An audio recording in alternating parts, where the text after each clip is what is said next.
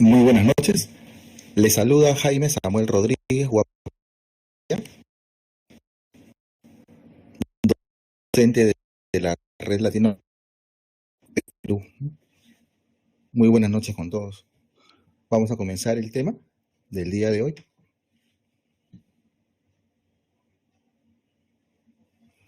En el mundo cada año mueren aproximadamente 10 millones de niños y las causas principales de esta mortalidad pues son la diarrea, la neumonía, malaria, sarampión, causas neonatales como asfixia y bajo peso al nacer. En todas estas enfermedades la causa determinante de muerte es el shock ocasionado por hipovolemia, hipoxia, isquemia, infección y anemia, ¿no? En un estudio reciente se encontró que la mortalidad por shock séptico en niños ingresados a la UCI pediátrica es en promedio entre 14 y 24%, ¿no? Entonces, no hay un gol estándar para definir sepsis, ni tampoco hay tratamientos específicos, por lo cual han habido varios intentos de desarrollar guías internacionales estandarizadas, pero que están basadas en opinión de expertos, soporte fisiológico débil y experiencia experimental limitada, ¿no? Así tenemos la terapia precoz dirigida a metas, la campaña sobreviviendo a la sepsis, eh, lo cual nos enfatiza la importancia del reconocimiento precoz y el soporte agresivo, sobre todo en los primeros 60 minutos de manejo, siendo los pilares de este tratamiento la resucitación con fluidos, antibióticos y vasoactivos, ¿no? Dentro de la primera hora, ¿no? Haciendo esto, han encontrado que se resuelven los signos clínicos de shock, se corrige el metabolismo anaerobio y la acidosis, se puede frenar la progresión a disfunción orgánica múltiple, evita la necesidad de terapias costosas y complejas como ventilación mecánica, vías centrales, líneas arteriales, ingreso a la UCI, etcétera, ¿no? Y sobre todo menor mortalidad, ¿no? Con el uso de estas guías estandarizadas, ¿verdad? Sin embargo, un estudio reciente no mostró ventajas de la guía sobreviviendo a la sepsis en la primera hora de manejo, ¿no? Que es la bibliografía que les menciono en en la diapositiva. ¿Me están escuchando bien? Creo que no hay buen audio según me estaban mensajeando.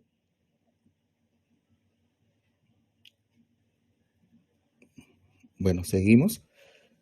En cuanto a las metas en el manejo del shock séptico, tenemos metas clínicas, normalizar la frecuencia cardíaca, pulsos centrales y distales sin diferencia entre ambos, normalizar el llenado capilar, menor de 2 segundos, normalizar la temperatura de la piel, ¿no? En tronco y extremidades, normalizar el sensorio, el flujo urinario, idealmente mayor de 1 mililitro por kilo por hora, y normalizar la presión arterial, ¿no? También tenemos las metas hemodinámicas, ¿no? Que son normalizar la presión de perfusión, presión media menos, presión venosa central, y mejorar el índice de shock, ¿no? Frecuencia cardíaca entre presión arterial sistólica, ¿no? Las metas de oxigenación serían llegar a una saturación venosa central de oxígeno mayor de 70%, y las metas bioquímicas, pues obtener un lactato menor de 2, una brecha aniónica menor de 16, y conseguir glicemia y calcio iónico en concentraciones normales, ¿no? Sin embargo, han aparecido algunos estudios, ¿no? Como este, por ejemplo, publicado en New England Journal, en el que se analizan los resultados de 3 estudios publicados entre el 2014 y el 2015, con un total de 3.723 pacientes en 138 hospitales de 7 países, ¿no? El estudio PROCES en Estados Unidos, el estudio ARICE en Australia y el estudio PROMISE en Reino Unido, ¿no? En la gráfica mostramos que la mortalidad a 90 días fue similar entre la terapia precoz dirigida a metas y el cuidado usual no protocolizado, ¿no? En color rojo se ve el cuidado usual y en color azul se ve la terapia precoz dirigida a metas, ¿no? Como vemos en la gráfica, la curva es exactamente la misma, quiere decir que la mortalidad fue similar entre ambos grupos, ¿no? Pero sin embargo, la terapia precoz dirigida a metas se asoció con mayor utilización de cuidados intensivos, mayor soporte cardiovascular y mayores costos de hospitalización, ¿no? En otro estudio también del 2017, analizando estos mismos 3 estudios que mencionábamos, PROCES, ARICE y PROMICE, encontraron de que para lograr esas metas u objetivos es necesario el uso de más recursos, ¿no? De inclusive terapias invasivas, que en este caso, por ejemplo, vemos que para lograr metas hay que insertar más líneas arteriales, insertar más catéteres venosos centrales, hay que utilizar mayores volúmenes de fluidos de reanimación, mayor utilización de vasopresores, mayor número de transfusiones, ¿no? Si comparamos los 3 estudios, la terapia precoz dirigida a metas con el cuidado usual, vamos a ver de que se usan más recursos, ¿no? Terapias invasivas, transfusiones, fluidos, vasopresores, ¿no? Y no se ha logrado replicar, volver a tener los resultados del trabajo original de Rivers, ¿no? En el 2001, ¿no? Y en la gráfica inferior también vemos una vez más que la muerte a los 90 días es similar en ambos grupos, ¿no? En la terapia precoz dirigida a metas y el cuidado usual, ¿no? Tanto en PROCES, en ARICE, en PROMICE, en los estudios que mencionamos, y no se ha logrado volver a obtener ese resultado del 2001, ¿no?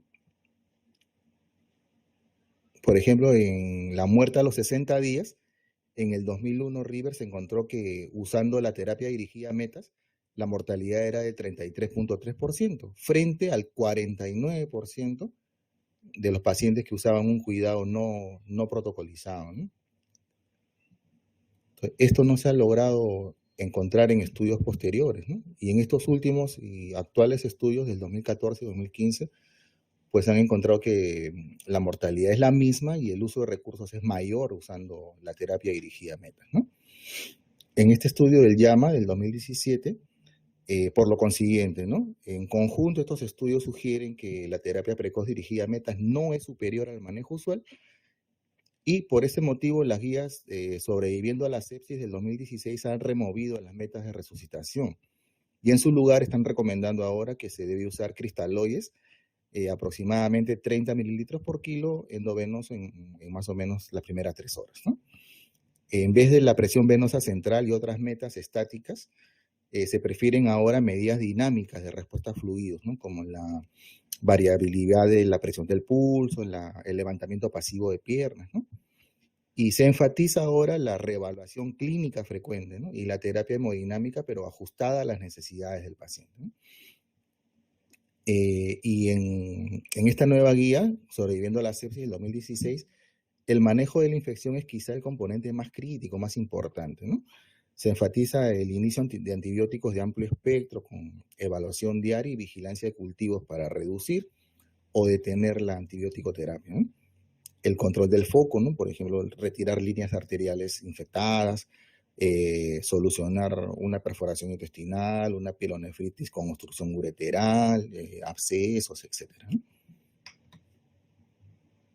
Entonces, en este último artículo de JAMA de febrero de 2017, nos mencionan de que para lo que es pediatría, en esta última guía sobreviviendo a la sepsis 2016 no han incluido la parte pediátrica y que más bien se está esperando que en este año se publique una actualización, ¿no? Un protocolo de manejo del shock séptico exclusivamente en pediatría, ¿no? Mientras eso llega, pues tenemos todavía vigente el protocolo actual del Colegio Americano de Medicina y Cuidados Críticos, ¿no? ISPALS, ¿no?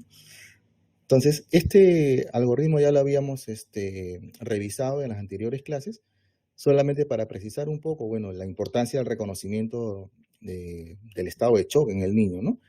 Que va a estar dado en reconociendo que hay alteración del sensorio, y el segundo criterio sería taquicardia más signos de hipoperfusión, ¿no? Mencionábamos de que la hipotensión es un signo tardío en los niños y que indica shock descompensado y que no es un requisito para el diagnóstico de shock, ¿verdad?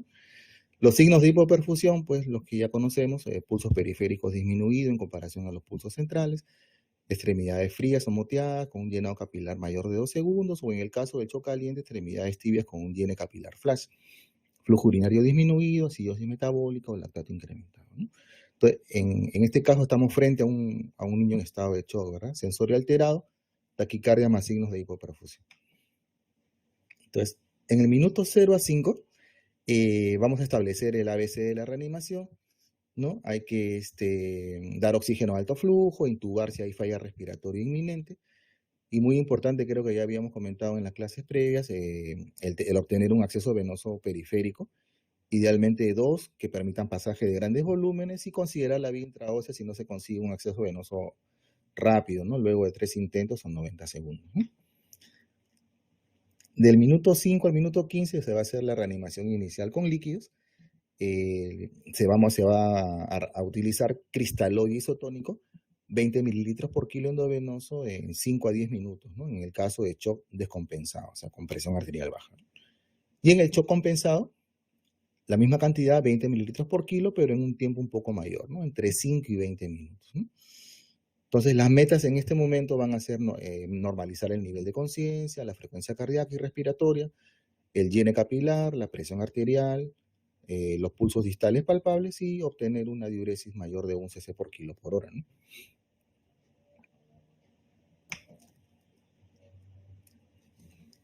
Modos de infusión rápida de fluidos, ¿no?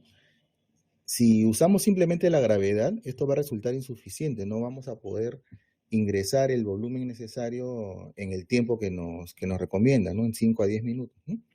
Si usamos una bomba de infusión, ¿no? Su velocidad máxima es de 999 mililitros por hora. Entonces, por ejemplo, si tenemos un niño de 25 kilos de peso, darle un bolo de 20 mililitros por kilo significaría 500 mililitros, ¿no? A la velocidad máxima de la bomba esto pasaría en 30 minutos, ¿no? Y lo que nos recomienda es que lo pasemos en 5 a 10. Entonces, podemos recurrir a algunos recursos para poder pasar el líquido en un menor tiempo, ¿no? Por ejemplo, aquí en la foto estamos presentando una bolsa de presión inflada manualmente, que es la misma que se usa para las líneas arteriales, ¿no? Se infla el manguito y la bolsa pues está presurizada y el líquido pasa más rápido, ¿no? O podemos usar jeringas, también jeringas grandes de 60 mililitros, ¿no? Que un ayudante nos va a ir cargando, entonces conectamos y reconectamos, ¿no? Conectamos y desconectamos, ¿no? O jeringazo le llamamos en el hospital.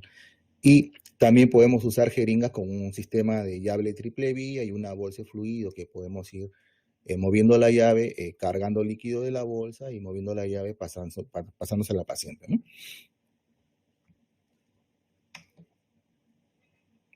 Entonces, del minuto 15 al minuto 30, no hay que olvidar que es muy importante el inicio antibiótico, ¿no? Dentro de la primera hora. Y en caso sea necesario, se pueden repetir bolos de 20 mililitros por kilo si persiste hipoperfusión, hasta un total de 60 mililitros por kilo, ¿no? Hay que evaluar las metas terapéuticas después de cada bolo. En cuanto a lo que es cantidad de fluido, no hay un límite predeterminado, ¿no? La etiología y la severidad del shock van a determinar la cantidad de fluido que vamos a usar y la velocidad a la que lo vamos a pasar, ¿no? Y como mencionamos, antes y después de cada bolo hay que evaluar indicadores de perfusión periférica y signos de sobrecarga, ¿no? Los volúmenes altos de fluidos pueden asociarse a distrés respiratorio, coagulopatía o edema cerebral. Hay que tener mucho cuidado con el tema volumen, ¿no? Entonces vamos a detener la resucitación con fluidos si hay mejoría clínica. Entonces quiere decir que ya logramos los objetivos, ¿no? O también vamos a detener los fluidos si aparecen signos de sobrecarga, ¿no? En este caso ya paramos la fluidoterapia de los bolos y vamos a iniciar vasoactivos, ¿no? Y en general, si se requiere más de 60 mililitros por kilo de fluidos, hay que considerar hacer una intubación electiva, así no haya insuficiencia respiratoria, y colocar una vía central para medir la presión venosa central, la saturación venosa central de oxígeno y para la administración de aminos, ¿no? Sobre esto vamos a hacer un comentario luego, ¿no? Sobre PVC y saturación venosa central, ¿no? Entonces, el riesgo de una fluidoterapia insuficiente, de dar menos volumen del necesario, el riesgo es la que podemos finalmente tener una hipoperfusión tisular, ¿no? y la hipovolemia no corregida puede llevar al uso erróneo de vasoactivos. Pero por otro lado, un excesivo aporte de fluidos puede alterar el suministro de oxígeno, ¿no? El DO2, y además asociarse a complicaciones, ¿no? Como la mayor mortalidad, ¿no? Los hídrico positivo, una acumulación de reanimación como en días siguientes, se van a asociar a un mayor riesgo de mortalidad. Además, un mayor deterioro en la oxigenación y duración de la ventilación mecánica, sobre todo en los pacientes con SDRA, y mayor estadía en la UCI, ¿no? La sobrecarga hídrica es un predictor independiente de resultados adversos en niños críticos con sepsis grave y shock, ¿no? Por ejemplo, la falla renal, ¿no? En este estudio, ¿no? de archivos argentinos de pediatría, pero es un estudio que se realizó en Venezuela, nos muestran de que si vemos en la gráfica, los pacientes que tuvieron falla renal tuvieron un balance hídrico mayor, ¿verdad? A las 24, a las 48, a las 72 horas y en el acumulado total, ¿no?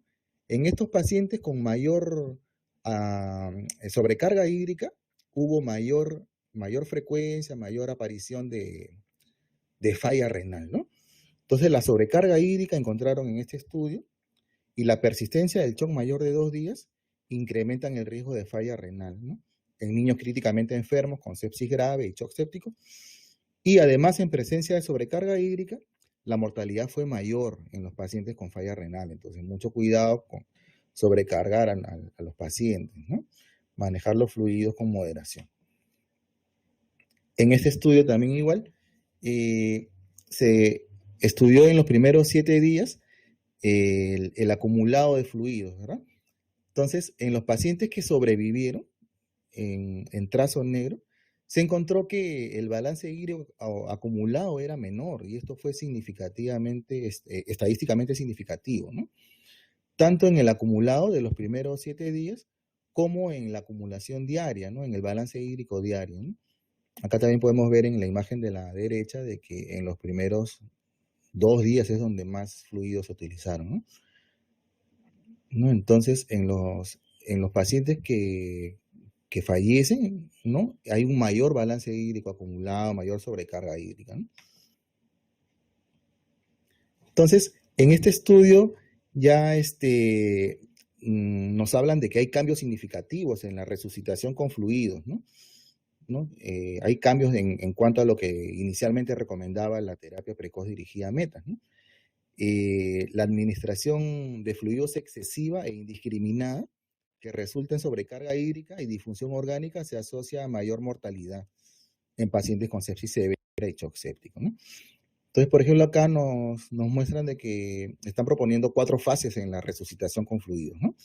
Una primera fase que es la fase de rescate, en la que hay que revertir el shock y salvar la vida, que es en los primeros 60 minutos, ¿no? Y esto se hace en base a los bolos rápidos de fluido y vasopresores, ¿no? Una segunda fase de optimización, en la que hay que adecuar la perfusión tisular en las primeras horas, y esto se hace repitiendo los retos de fluido y titulando los vasopresores e inotrópicos, ¿no?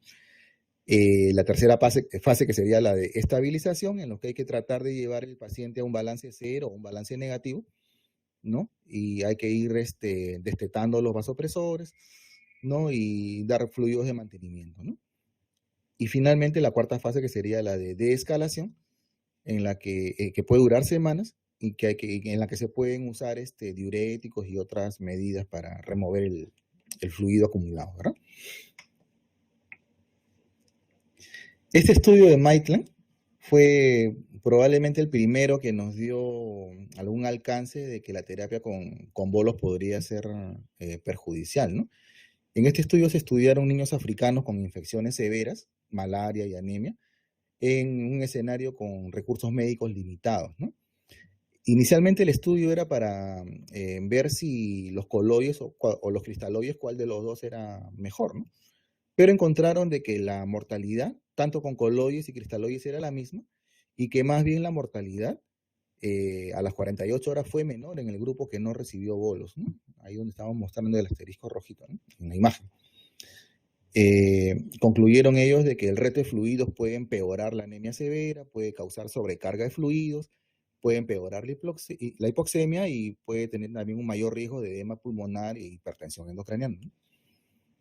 Los bolos además pueden ocasionar injuria por reperfusión y exacerbación de la fuga capilar en estos pacientes venidos a menos, ¿no? Pero en un estudio posterior llegó a la conclusión de que ese aumento de la mortalidad ocurrió por un colapso cardiovascular y no tanto por la sobrecarga hídrica, ¿no? Pero de todas maneras ya fue un primer indicio este estudio de que el uso indiscriminado de fluidos podría ser pues deleterio, ¿no? ¿Okay? Ya en las clases previas también mencionábamos esto de que en el shock cardiogénico, en la cetoacidosis diabética, en la secreción inapropiada de hormona antidiurética, en anemia severa y en malnutrición grave teníamos que tener ciertas consideraciones en cuanto a la fluidoterapia, ¿verdad? Coloides versus cristaloides. Bueno, ambos grupos tienen pues algunas desventajas. Por ejemplo, el salino isotónico se asocia a acidosis hiperclorémica, ¿no? Que puede conducir a daño renal, a mayor mortalidad, ¿no? Sobre todo cuando el salino isotónico se usa en grandes cantidades, ¿no? Soluciones balanceadas, con signo de interrogación. Todavía no hay un uso extendido, no hay mucha experiencia en lo que es pediatría. Plasmalay es una solución que están usando, sobre todo si el pH es menor de 7.2 o si tenemos un cloro mayor de 110, ¿no? El lactato Ringer, que tiene una hipotonicidad relativa, puede aumentar la presión intracraneana o inducir trombosis microvascular, ¿no? En cuanto a lo que son los coloides sintéticos, como los dextranos, gelatinas, hidroxietilalmidón, y acá también se incluyen las nuevas formulaciones con menor peso molecular, se asocian a mayor mortalidad, ¿no? Coagulopatía, daño renal agudo, por lo que ya no se recomiendan en el shock séptico, ¿no? Estudios comparativos entre coloides y cristaloides no han encontrado diferencias en la mortalidad, desarrollo de disfunción multiorgánica, estancia hospitalaria y en UCI, duración de la ventilación mecánica o reemplazo renal. O sea, es exactamente igual usar coloides que cristaloides, ¿no? Lo que sí ha quedado también bien establecido es de que se requiere mayor cantidad de cristaloides que coloides para alcanzar la misma meta terapéutica, ¿no? Entonces, lo que ya se ha armado un consenso en cuanto a esto es que la fluidoterapia se inicia con cristaloides isotónicos, ¿no? Y se considera el uso de albúmina al 5% si persiste el shock luego de 60 mililitros por kilo o en hipoalbuminemia menor de 3 miligramos por decilitro, ¿no? ¿Me están escuchando? Porque me están mandando algunos mensajes de que no hay buen audio. ¿Me escuchan? Bueno, acá nuestro director nos comenta de que sí, que continuemos. Perfecto, sí, doctor, sí, ok, creo que hay algunos colegas que no nos escuchan, pero es más que nada por la velocidad de conexión, probablemente, ¿no? Bueno, espero que solucionemos esto y que nos puedan seguir sin problemas. Entonces, acá en este gráfico nos muestran la composición de algunas soluciones, ¿no? Cristaloides, albúmina, sus ventajas y sus desventajas, ¿no? En cuanto a lo que es antibióticos, ¿no? Importantísimo, pilar del tratamiento del shock séptico, ¿no? Los antibióticos deben ser administrados dentro de la primera hora luego del reconocimiento del shock. En lo posible hay que previamente obtener cultivos, pero esto no debe retrasar el inicio del antibiótico, ¿no? Si se difiere el inicio de antibióticos, en especial después de 3 horas, como vemos aquí en la gráfica, la mortalidad aumenta significativamente y también aparece disfunción orgánica múltiple prolongada, ¿no? Entonces, en lo posible hay que procurar iniciar precozmente los antibióticos, ¿no? Idealmente dentro de la primera hora. La terapia antibiótica empírica en el shock séptico requiere que consideremos algunos aspectos como edad, antecedentes, comorbilidades, cuadro clínico, patrones de resistencia. Hay que tomar en cuenta que el foco más frecuente es el respiratorio, seguido por bacteremia, seguido por foco abdominal, el asociado a dispositivos como catéteres, genitourinario y sistema nervioso central, ¿no? Como principios generales, siempre se debe cubrir cepas de Staphylococcus aureus meticilino resistente, Hay que asociar cobertura contra enterobacterias si se sospecha foco urinario o gastrointestinal. Hay que incluir cobertura para pseudomonas en niños inmunosuprimidos o con fibrosis quística. Y en recién nacidos siempre hay que tomar en consideración Listeria monocitogenes y herpes simple, ¿no? Hay que adecuar la terapia, el desescalado, al disponer de los resultados de cultivos, tomar en cuenta que el 40-50% van a salir negativos. Hay que tomar en cuenta el antibiograma y la evolución del paciente, ¿no? Entonces, este es un resumen de la terapia antibiótica empírica en el shock séptico. En el inmunocompetente mayor de 28 días de edad, vamos a dar vancomicina y vamos a darle cefotaxime o ceftriaxona.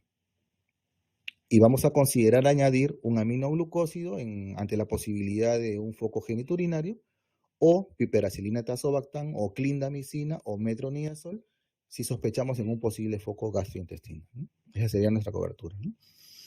Y en el inmunocomprometido o con riesgo de infección por pseudomonas, igual vamos a dar vancomicina, vamos a asociar o cefepime o ceftazidime y vamos a asociarle un aminoglucósido o un carbapenem, ¿no? El carbapenem sobre todo si tenemos gérmenes beta-lactamasa con espectro extendido, prevalentes en nuestro servicio, o si recientemente ha recibido antibióticos de amplio espectro, ¿no? Si el paciente no puede recibir penicilina o tuvo antibióticos de amplio espectro en las últimas 2 semanas, la cobertura inicial debería ser vancomicina más meropenem, ¿no?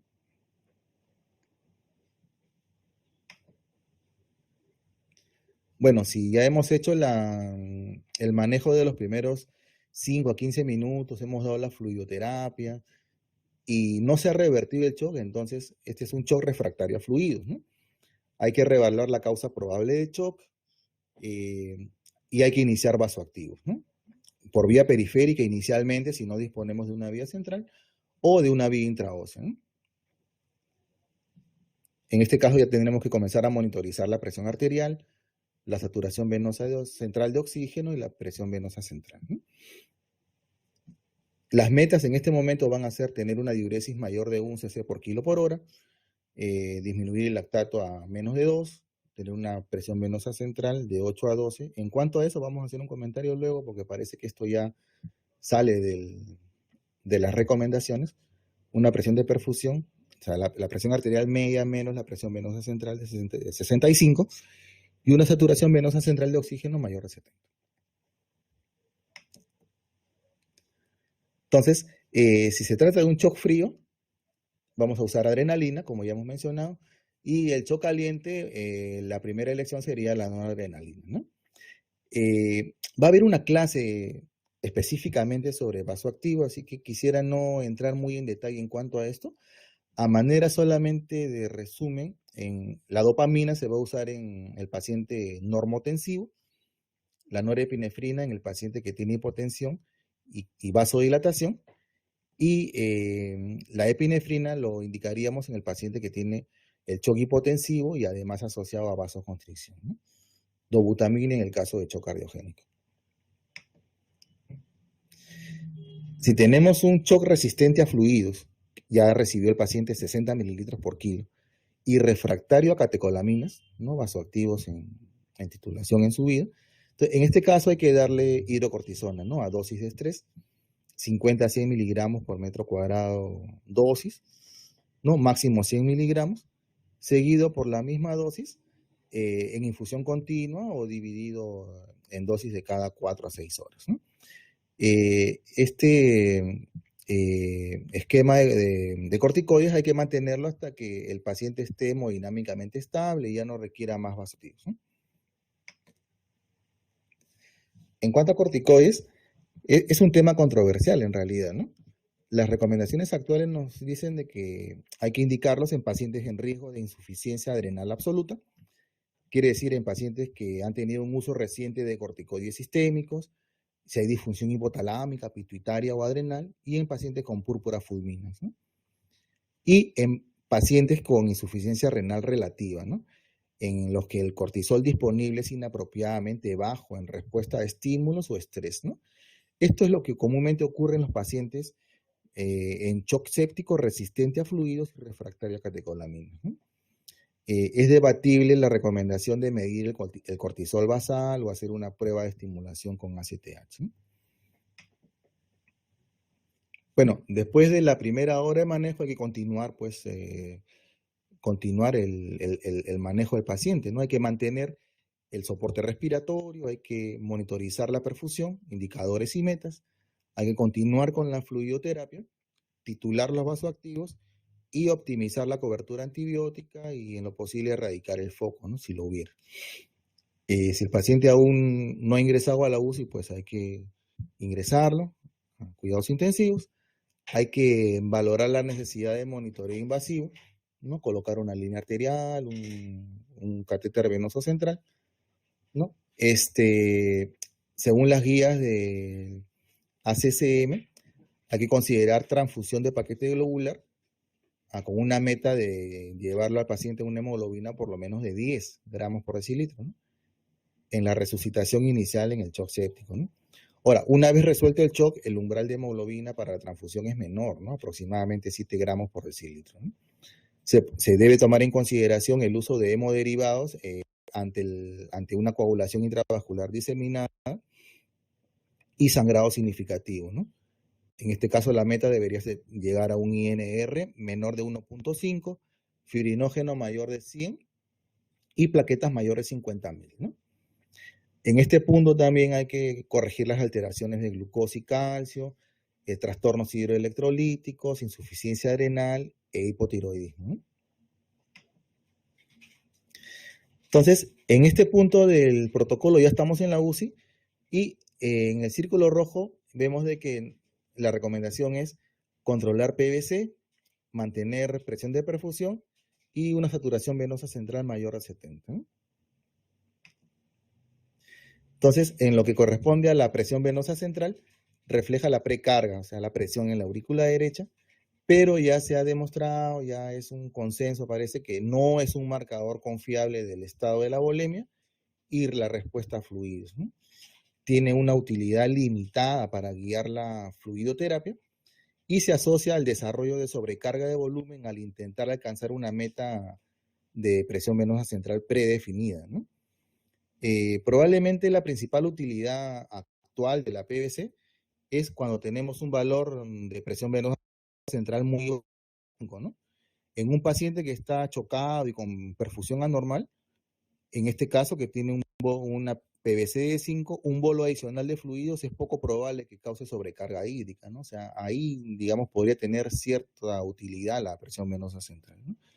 Pero no como para tener un valor, una meta como la que mencionábamos acá, de 8 a 12 o de 12 a 15 en el paciente en ventilación, pues esto nos va a ocasionar que utilicemos mucho volumen, ¿verdad? Con las consecuencias que ya hemos ido mencionando. En cuanto a lo que es saturación venosa central, este es un reflejo del aporte, 75%, y la extracción, que es un 25%, ¿no? La meta debe ser llegar a una saturación venosa central de oxígeno de más de 70%, ¿no? Si es menos de 70% en shock séptico, por lo general representa un deficiente aporte de oxígeno en la gran mayoría de casos, ¿no? Un DO2 bajo, ¿no?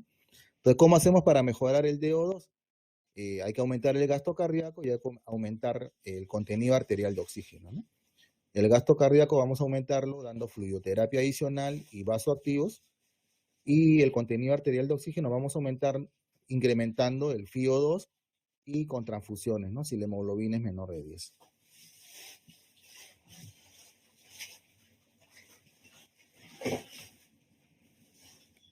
Bueno, en este gráfico vemos, ¿no? Que en una situación en la que el gasto cardíaco es insuficiente o el contenido arterial de oxígeno está disminuido, los tejidos suplen este menor aporte con una mayor extracción. Entonces, en el retorno venoso al corazón, si tomamos una muestra en vena cava superior, vamos a encontrar que hay presencia de hipoxia tisular porque había una mayor extracción del oxígeno que debería haber retornado al corazón, ¿no? Entonces, una saturación venosa central de oxígeno menor de 70 indica la presencia de hipoxia tisular, ¿no?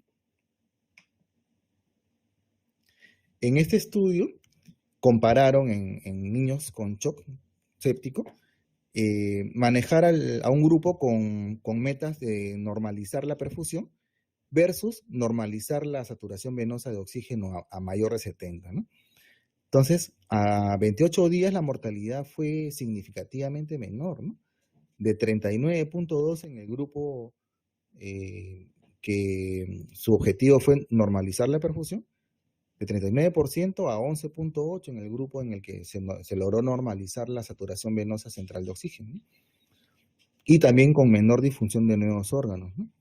Pero lo que se encontró fue que en el grupo en el que normalizaron la saturación venosa central de oxígeno a más de 70, en las primeras 6 horas se usaron significativamente más cristaloides, más transfusiones de paquete globular y mayor uso de inotrópicos, ¿no?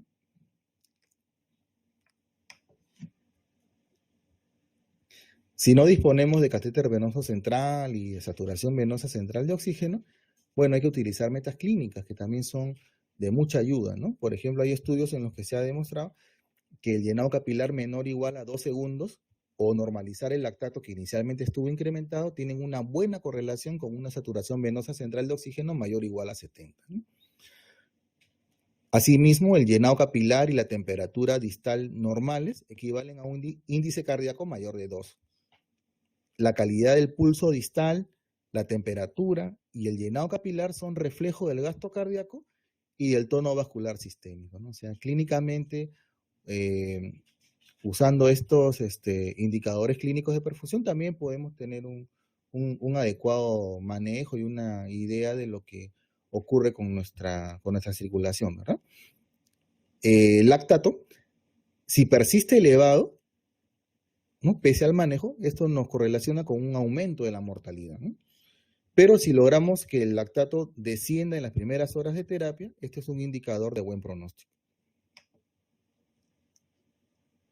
Bueno, en esta parte del protocolo ya lo que nos indican es titular los vasoactivos de acuerdo al estadio hemodinámico del paciente, ¿no? En resumen, en shock frío, con presión arterial normal o disminuida y con una saturación venosa central de oxígeno menor de 70, epinefrina es el vasopresor inicial, ¿no? Si el paciente recibió dopamina sin respuesta al aumentar la dosis, hay que adicionar epinefrina, ¿no? Y si la saturación venosa central permanece menor de 70, a pesar de aumentar la epinefrina, hay que adicionar dobutamina o milrinona, que tienen efecto inotrópico y además disminución de la poscarga. O también como alternativa, se puede usar vasodilatadores de acción rápida, como el nitroprusiato, pero hay que titular cuidadosamente y suspender en caso que empeore la hipotensión, ¿no? En el shock caliente, con presión arterial disminuida y una saturación venosa central de oxígeno menor de 70, norepinefrina es el vasoactivo de elección, y si no hay respuesta con la norepinefrina, se puede indicar vasopresina o terlipresina. Como les decía, hay una clase exclusivamente sobre vasoactivos, ¿no? Sobre inotrópicos, sobre vasopresores, así que lo de ahora solamente es una cuestión muy puntual. Vamos a tener esto explicado con mucho más detalle, ¿no? En el shock séptico persistente es cuando no responde a una represión de volumen adecuada y a una titulación de vasoactivos también adecuada, ¿no? Ya hemos comentado de que en estos casos hay que dar corticoides a dosis de estrés, hay que descartar las causas reversibles como el neumotórax, efusión pericárdica, miocarditis, tromboembolismo pulmonar, arritmias, hemorragia. Hay que identificar y tratar emergencias endocrinas como la insuficiencia adrenal, el hipotiroidismo, y hay que titular los vasoactivos dirigidos a tener una saturación venosa central de oxígeno mayor de 70 y otras medidas de perfusión tisular, como hemos visto, el llenado capilar, la diuresis, el estado mental, el lactato, ¿verdad? Y finalmente considerar ECMO si no se alcanza la meta fisiológica, ¿no? Dando fluidos, vasoactivos y la terapia hormonal, ¿no? Y también considerar ECMO si no hay una causa reversible, ¿no? Con elevada probabilidad de muerte, ¿no? Los errores más frecuentes en el tratamiento inicial son la falla en establecer de manera rápida un acceso vascular seguro, la resucitación inadecuada de fluidos, o sea, dar poco líquido, y la falla también en reconocer sobrecarga de líquidos, ¿no? Retardo en intubación endotraqueal. Otro error frecuente, la inadecuada terapia empírica antibiótica, ¿no? Cubrir un pequeño espectro de, ¿no? de gérmenes, hay que optimizar bien esa terapia empírica, ¿no? Según lo que hemos propuesto en el cuadro. Y otro error también frecuente es la falla en el control del foco infeccioso, ¿no? El paciente puede tener un catéter infectado, puede tener un absceso, y mientras no controlemos el foco infeccioso, pues probablemente no vamos a lograr sacar al paciente del shock, ¿no? Y finalmente también otro error es en cuanto a la reevaluación y la continuidad de manejo, ¿no? Post resucitación, ¿no?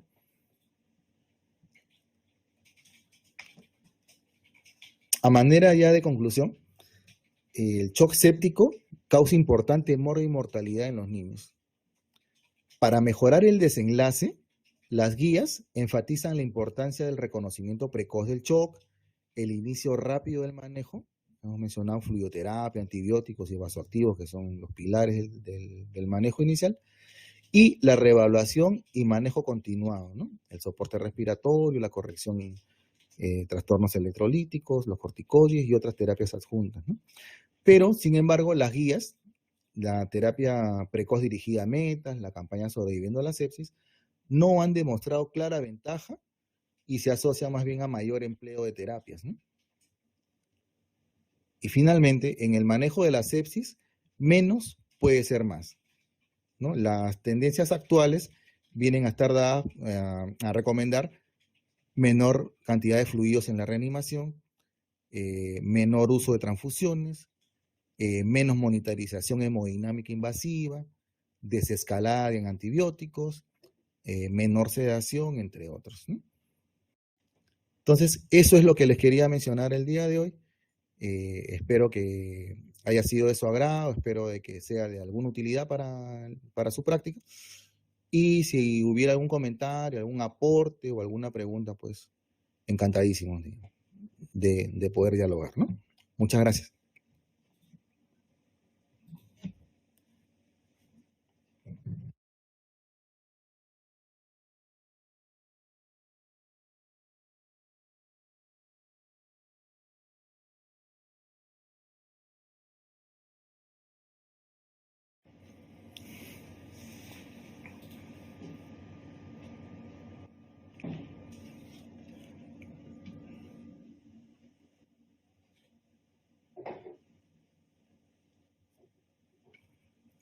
Muchas gracias, Adriana.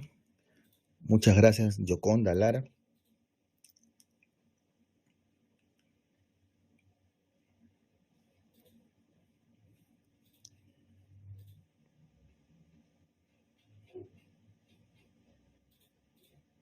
Bueno, estamos a la expectativa entonces de que salga, ¿no?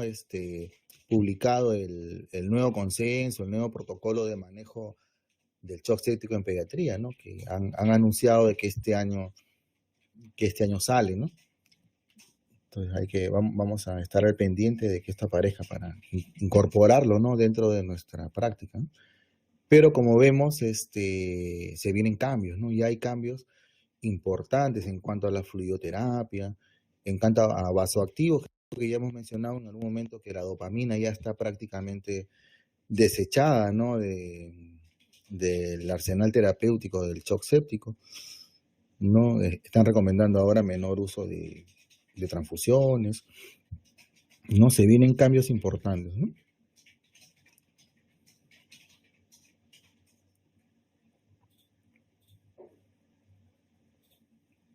Sobre todo en cuanto a fluidos, ¿no? O sea, yo recuerdo de que cuando era residente hace ya bastante tiempo, el tema de los bolos, de la fluidoterapia era pues, no, era dogma, era una cuestión así pues, que no se podía dejar de hacer, ¿no? En el foro de expertos, por ejemplo, nos han comentado algunos colegas de que ya hay unidades en las que ya no usan bolos, ¿no? Que ya los intensivistas pues ya manejan el asepsis ya ¿no? Con otro tipo de metas, ¿no? Con otro tipo de recomendaciones. Los bolos también parece que ya están quedando, ¿no? Quedando de lado, ¿no? Estamos a la espera también de la charla de vasoactivos a cargo de la doctora Gabriela Dávalos, que ella ha sido coautora de un estudio, de un trabajo de revisión publicado en México, también en una revista importante, en cuanto a esto, ¿no? De los vasoactivos, ¿no? Así que también estamos muy expectantes de la charla de la doctora, ¿no? No sé si quieran hacer algún comentario, algún aporte, que nos comenten algo de la experiencia en humanidades, algo que mencioné que de repente les haya, no sé, parecido que requiera ampliar un poco más, no sé.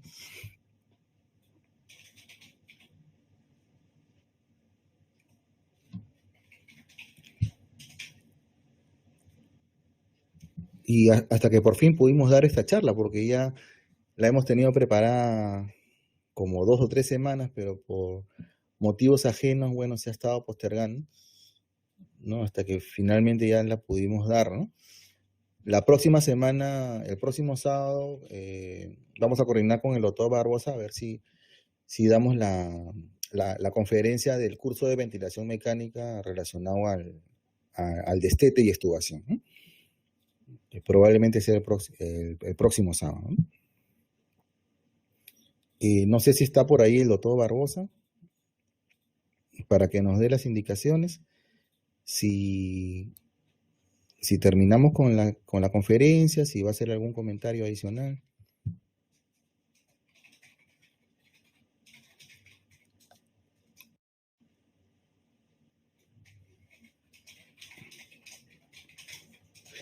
A ver, acá el doctor Mario Eriksen García, se borró el mensajito.